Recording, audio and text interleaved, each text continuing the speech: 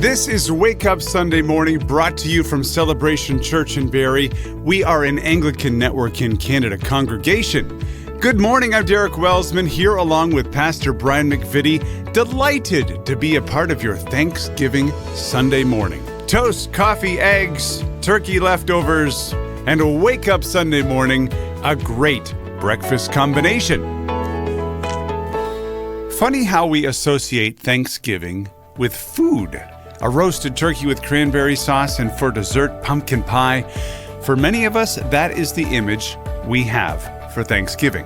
It so happens that today we are looking at what it means to hunger and thirst. Today, Jesus is asking us what we really hunger and thirst for. And Jesus is asking if the things we are chasing after really give us lasting satisfaction.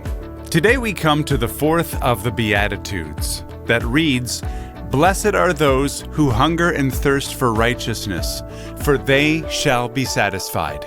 What does this mean? How can it be a blessing to be hungry and thirsty? Here's Pastor Brian McVitty to explore these questions. Today we come to the fourth of the Beatitudes. Let's just do a quick recap. First, Jesus says, blessed are the poor in spirit, and that's a recognition of our poverty without God in our lives. Then Jesus says, blessed are those who mourn over the poverty of their lives and mourn over the brokenness of this world. Then Jesus says, blessed are the meek, and we looked at that definition of meek, meaning harnessed strength, that we have a meekness and a humbleness to be harnessed to Jesus. So far, all of these have spoken about our attitudes, a humble attitude, an attitude seeking after God. Well, today with the fourth beatitude, we come to appetite. If we've been looking at attitudes, today we come to appetite. So our first point here today, as we look at this beatitude, blessed are those who hunger and thirst for righteousness, for they shall be filled. Our first point is an appetite for the presence of Jesus. A pastor I know of received the following letter. It read as follows: I thought you might be able to help me with my dilemma. I'm sure you're familiar with the old U2 song, which sings, I still haven't found what I'm looking for. That line could be the theme of my life, the letter goes on to say. It's a strange feeling since I have, by all standards, achieved everything that most people work their entire life for. My success in business has given me a home, a car, a few perks and luxuries that I wanted. I'm married to a great woman.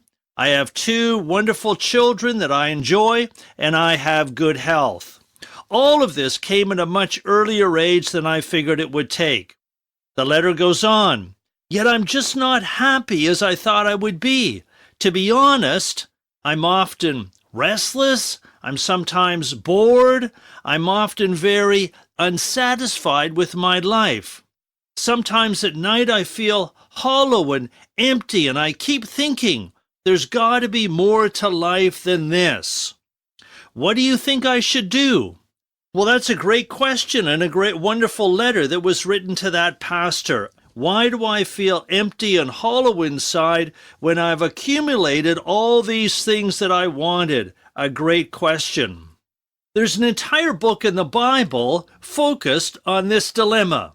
It's called the book of Ecclesiastes. It's written by another guy who had it all, or so he thought. His name was Solomon. Solomon writes this book really as a kind of midlife crisis. It's pretty much of a downer book, I have to say, until you get close to the end where he says, well, he just says it's all about God. But let's just follow the process with Solomon. Solomon says, I decided that my life was empty. My life didn't have a lot of meaning, and I didn't feel very fulfilled by it. I've got good things going on in my life, but I wasn't very satisfied. So Solomon starts off on his search. He tries all these different things to find real satisfaction in his life. And he discovers that every one of them are dead ends. He starts off in the first chapter of Ecclesiastes. He says, I tried education. I thought if I just got smart, then life would be meaningful and satisfying and fulfilling. He said, I learned everything you could learn. I read everything you could read. He said, in the making of books, there is much weariness. He said, when I got all the wisdom and all that education, I realized I'm still empty. I feel empty. So then he decided to go after a great career. He says, I set some goals, big goals and achievements. I actually became king of my nation. I started all kinds of public works projects, doing all these good things. I had all these great accomplishments racked up, but I still felt empty. Then I thought to myself, Solomon continues, maybe money is the answer. Maybe if I just got more money. So he went out and he amassed an enormous fortune. In fact, Solomon became the wealthiest man in the world in his day. When a queen visited him, the Queen of Sheba from Africa, she said, I've never seen any kind of wealth like this anywhere on the planet. Solomon had amassed this enormous fortune. He goes on to say, I had great wealth. I bought myself all kinds of really nice things, and I invested in art and all these wonderful things. But at the end of it, I still felt empty. Then he said, maybe being famous, popular, Hollywood. But that left him feeling empty as well. Maybe he thought life should just be about having fun. Maybe it's just about partying and having a good time and having thrills.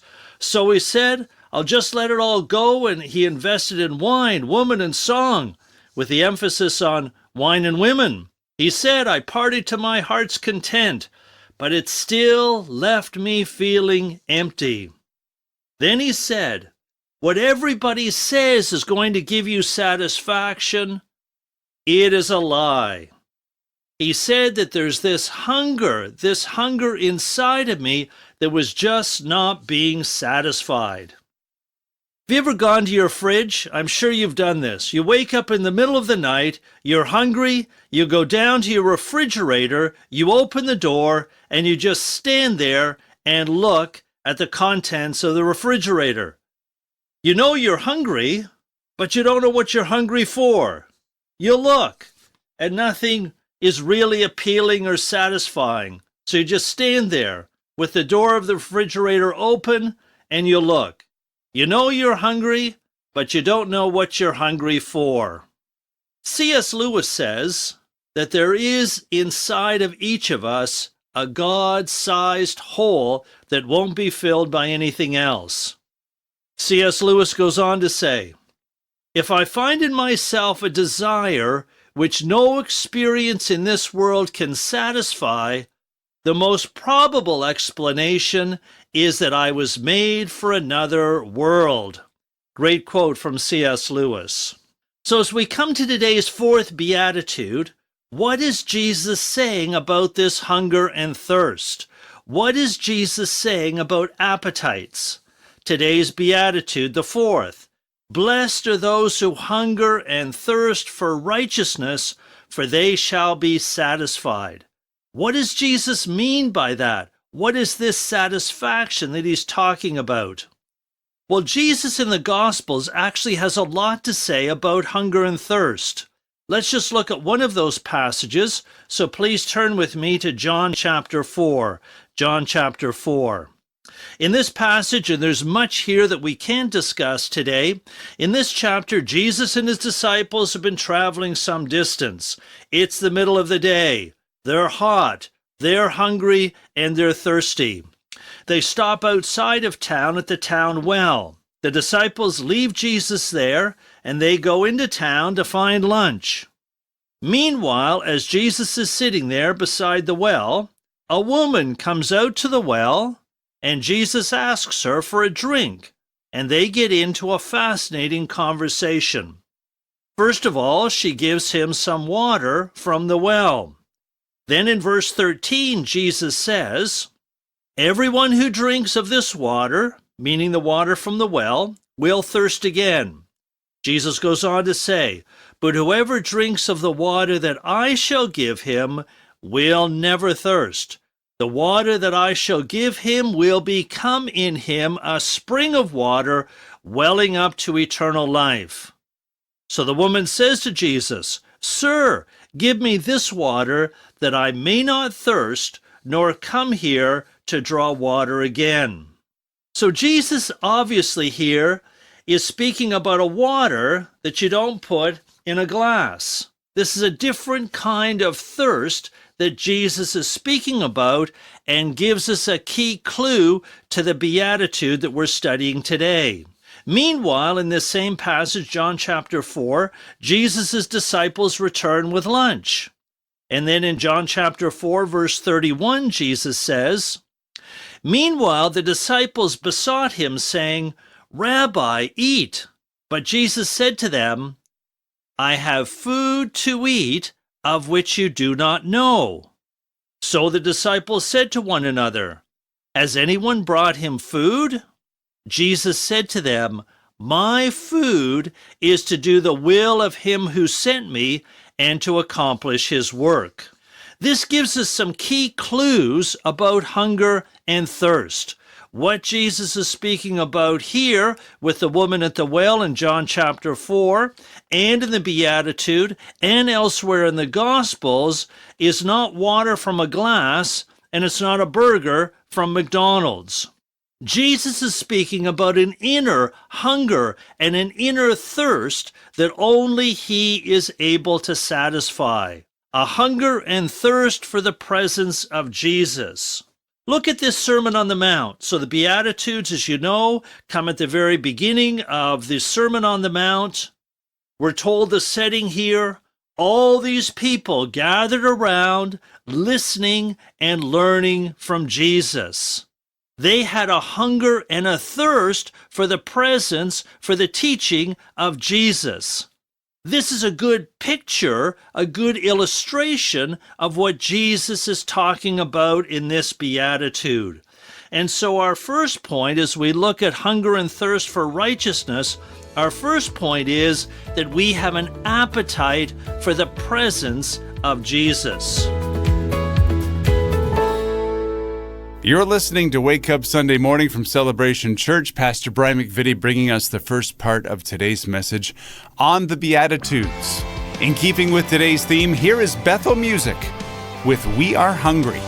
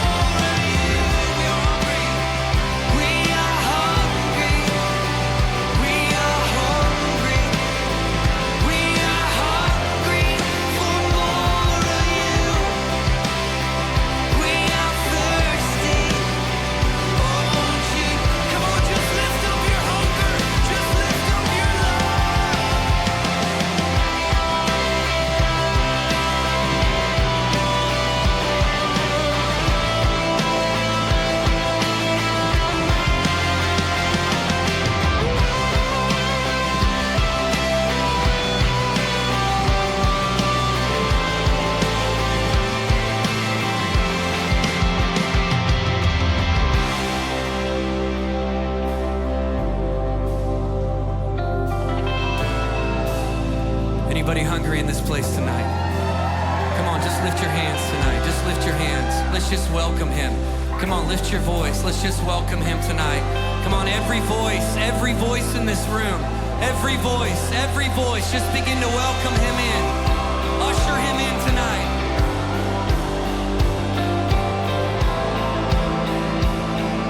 As his eyes search to and fro across the earth, God, we say, land upon us tonight. Land here tonight. Land in this building tonight.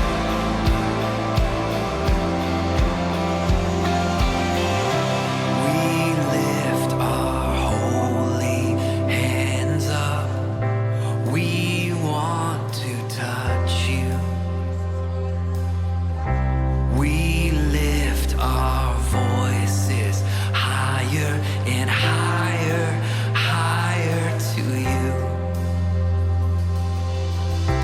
We lift our holy hands up.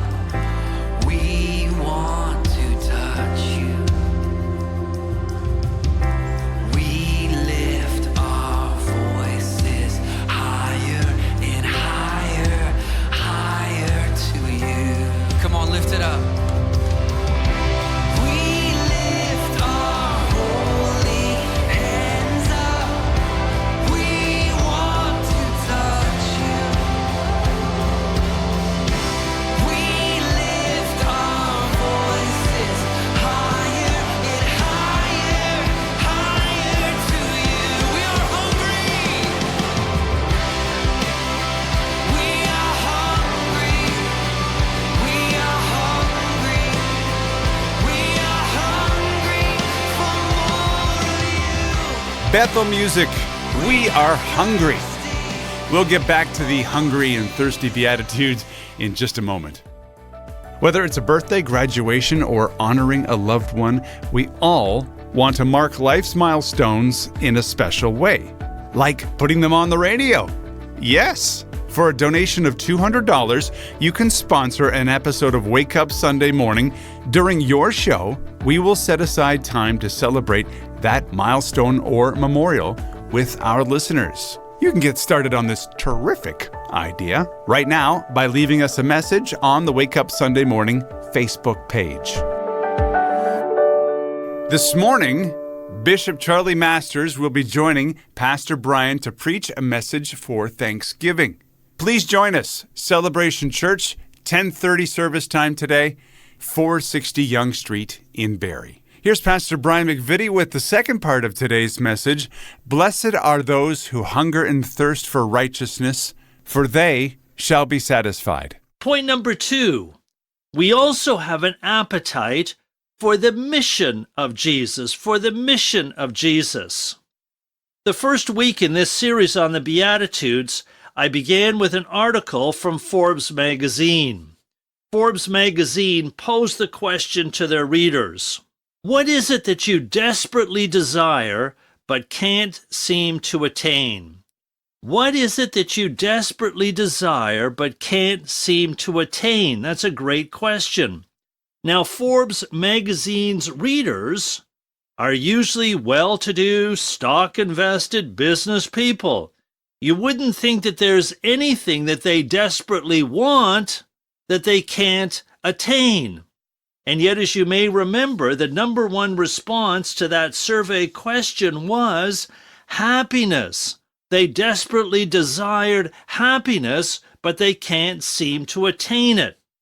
And in that first week in this series, we posed the question, is that a false goal?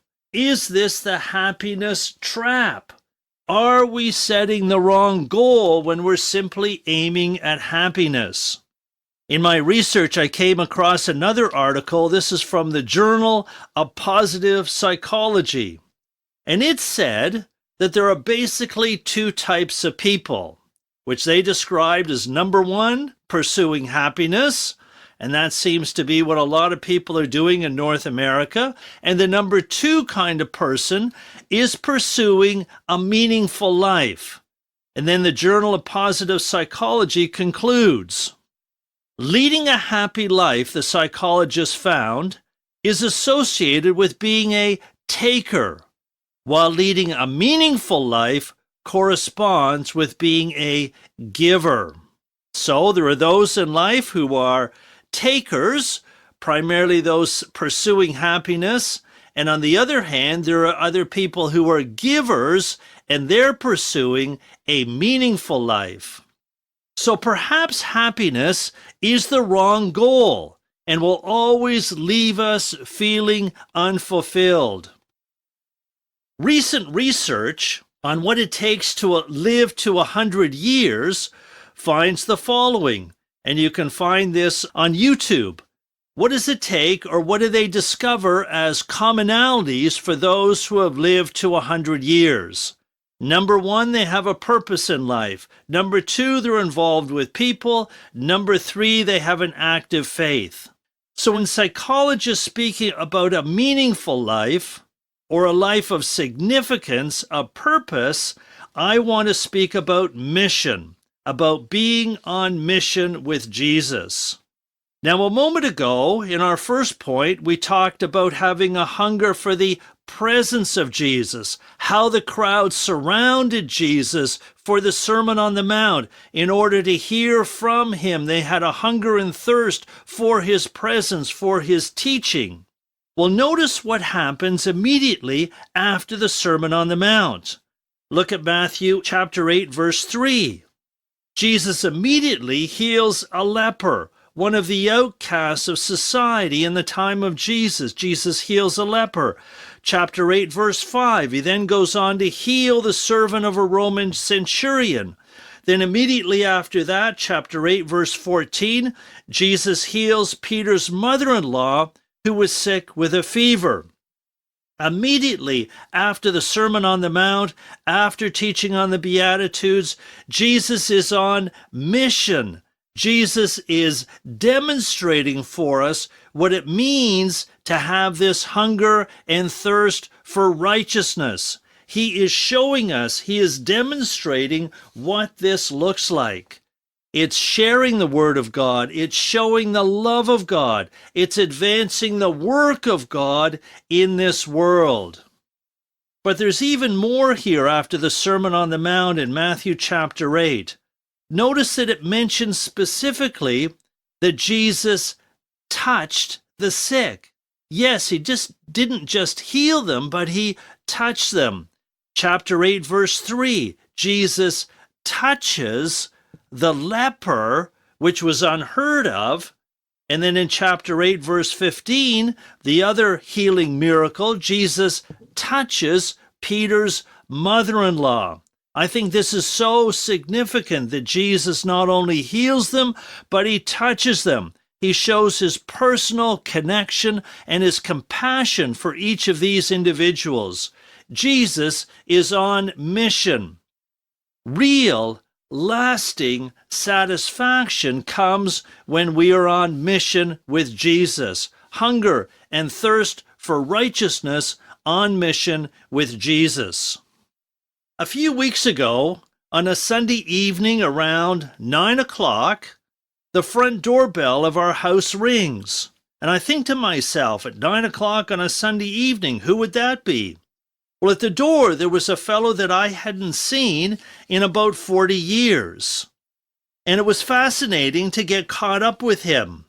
40 years ago, I'd just beginning in ordained ministry, and I'd recruited him to help me in youth ministry. He had assisted me in youth ministry, then he'd continued on with teaching youth classes, and meanwhile, he had a career in business for about 30 years. And then he felt the call to ordained ministry. So he went back to school, he went to Tyndale, he actually studied part-time while he was continuing in business, and then about 10 years ago, he was ordained. And he thanked me for inviting him and training him in youth ministry almost 40 years ago, which began this sequence of events for him. He was thrilled as he recounted the last 40 years with the way that God had used him. And I was thrilled that I had had some small part in launching him in doing great things with Jesus, and it all started those years before. I thought to myself after we had had this visit, all the lives that had been touched by him, all the significance that he had accomplished, and I had a very small part to play, but it gave me immense satisfaction. I thought this is a wonderful legacy. So as we look at this beatitude, blessed are those who hunger and thirst for righteousness, for they shall be filled. What is the blessing attached to this beatitude? Well, the blessing is that we will have a sense of satisfaction. Jesus says that those who hunger and thirst for righteousness, they will feel full, filled, real satisfaction.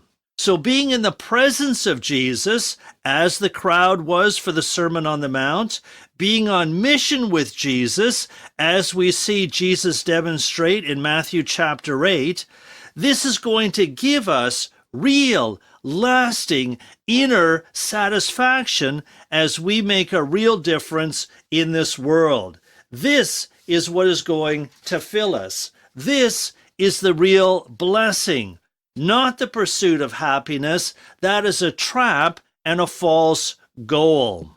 And then very briefly, in closing, point number 3 today, an appetite despite persecution. An appetite despite persecution.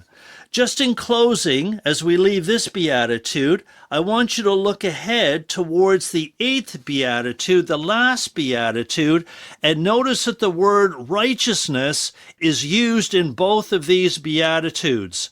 The last beatitude reads, "Blessed are those who are persecuted for righteousness' sake, for theirs is the kingdom of heaven." Today's beatitude are blessed are those who hunger and thirst for righteousness, but the 8th beatitude gives us a little bit of a heads up that there is going to be opposition, there is going to be persecution for righteousness' sake as well. Significant, I think, that Jesus uses the same word righteousness in the 4th beatitude, hunger and thirst after that, and then righteousness in the 8th beatitude, that believers will be persecuted for pursuing that. So our final point today, point number 3, is that we will need to have an appetite for righteousness that endures despite persecution. So in conclusion, what is Jesus meaning by this hunger and thirsting for righteousness? He's saying that all of us have an inner hunger and thirst that is only going to be satisfied by the Lord.